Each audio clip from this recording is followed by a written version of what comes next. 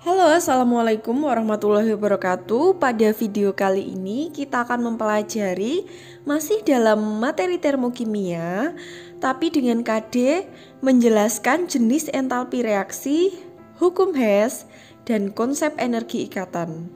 Mari kita mulai dengan jenis entalpi reaksi. Entalpi ini bisa dibedakan berdasarkan jenis reaksinya.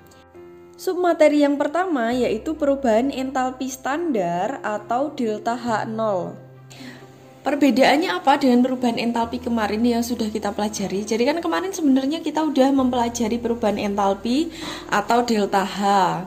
Perbedaannya dengan kemarin, di sini ada kata-kata standar, ini artinya dia diukur pada keadaan standar.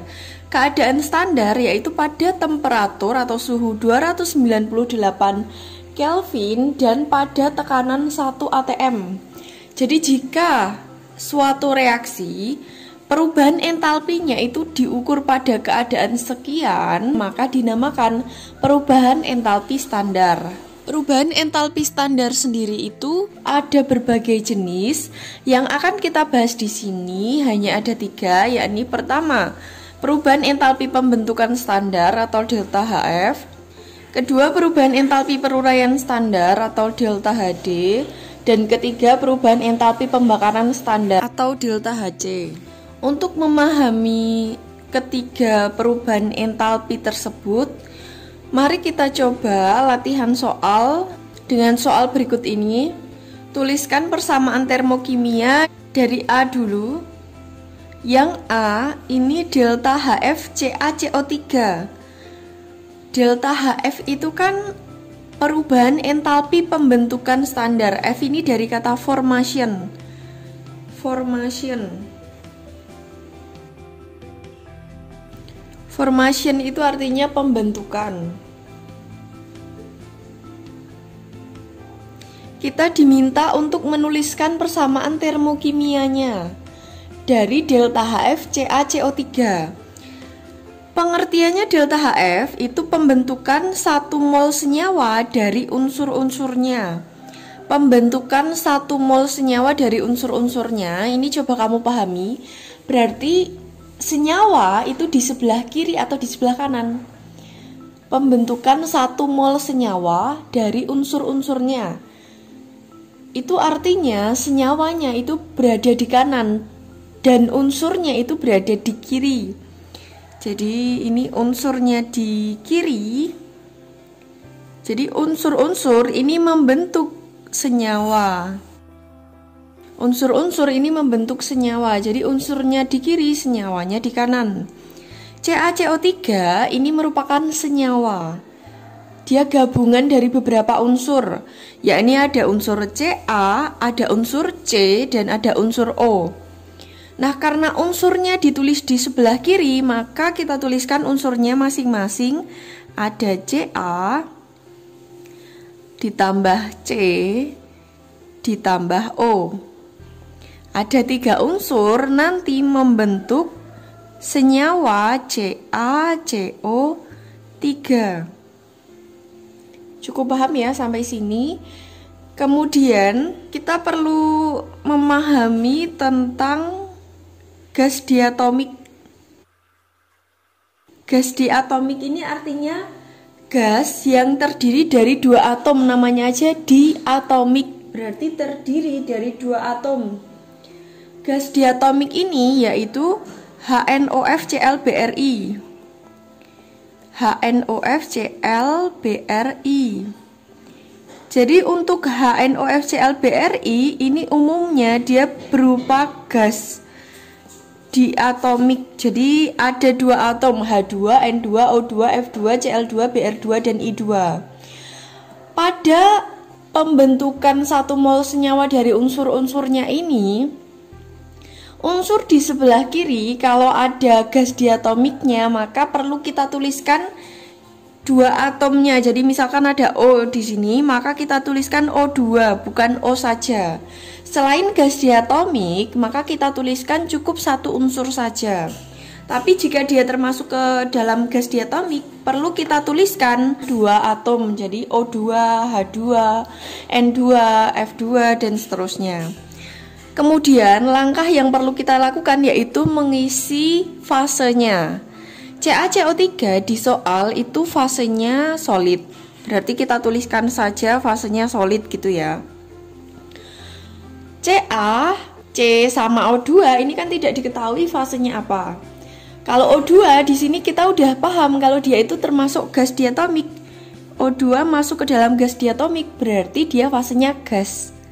Kita tuliskan di sini fasenya gas. Kemudian Ca dan C tidak termasuk ke dalam gas diatomik. Umumnya yang tidak termasuk ke dalam gas diatomik itu masuknya ke fase solid. Jadi kita tuliskan solid saja.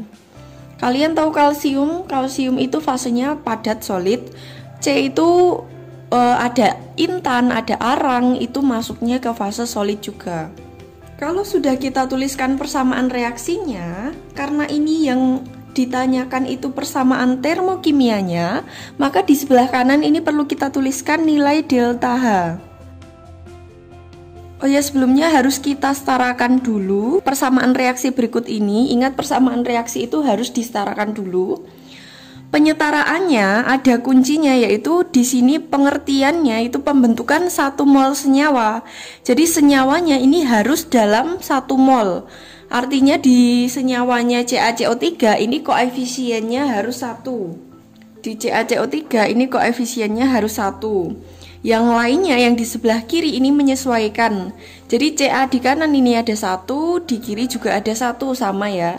C-nya di kanan ada 1, di kiri juga ada 1.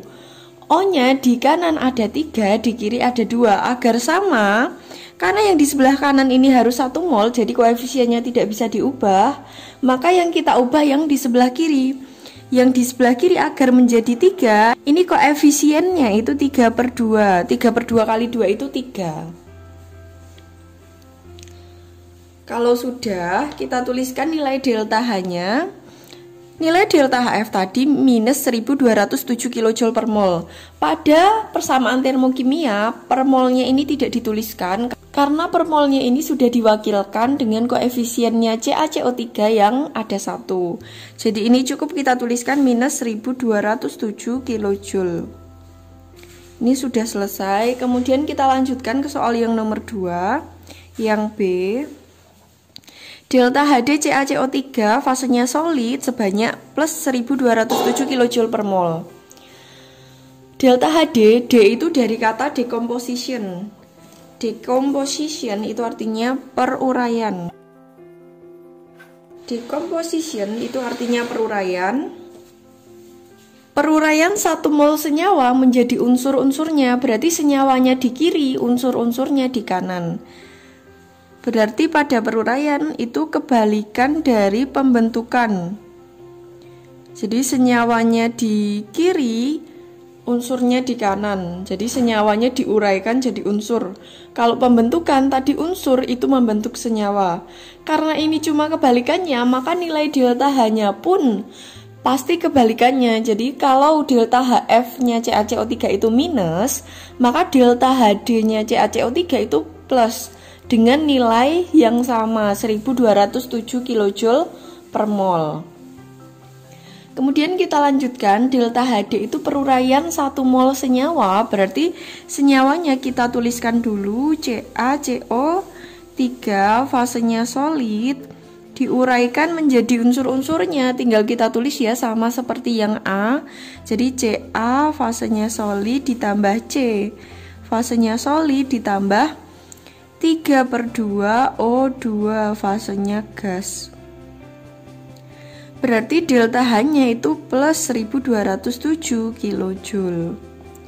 Kenapa per molnya itu tidak ditulis? Karena di sini koefisien senyawanya itu sudah 1 mol.